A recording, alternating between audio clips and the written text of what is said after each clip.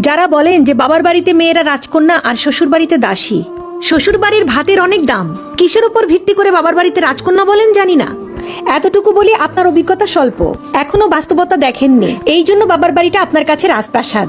অল্প বয়সে বিয়ে না হয়ে 30 বছর পর্যন্ত অবিবাহিত হয়ে ঘরে থাকেন, দেখেন ভাতের নলা গলা দিয়ে নামে কিনা। প্রতিবেশীর অল্প বয়সী মেয়েটা যখন বাচ্চা কোলে নিয়ে আপনার সামনে দিয়ে হাঁটে তখন কেমন অনুভূতি হয়? আপনার জন্মদাত্রী কিভাবে আপনাকে কলিজা ছেঁড়া আঘাত করা খোঁটা দেয় বয়স বেশি হয়ে যাওয়ায়? কোনোদিন প্রতিবেশীর সেই খোঁটা শুনেছেন?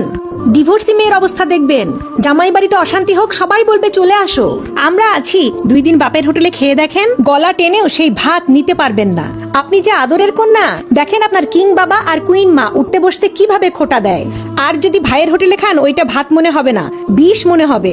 আর আপনি যদি কালো হন আর কি বলবো, জন্মের পর থেকেই দেখবেন আপনার কোনো গুণ আর এই সমাজ দেখবে না। তাই আপনি যতই বলেন না কেন বাবার রাজকন্যা আপনি, আসলে কি তা এখনো জানেন না।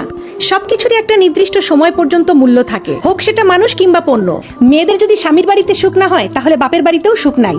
বাপের বাড়িতে বিয়ের আগে মেয়েরা কিছু বছরের জন্য রাজকন্যা হয়ে থাকে, তারপর এদের দিকে কেউ ফিরেও তাকায় না।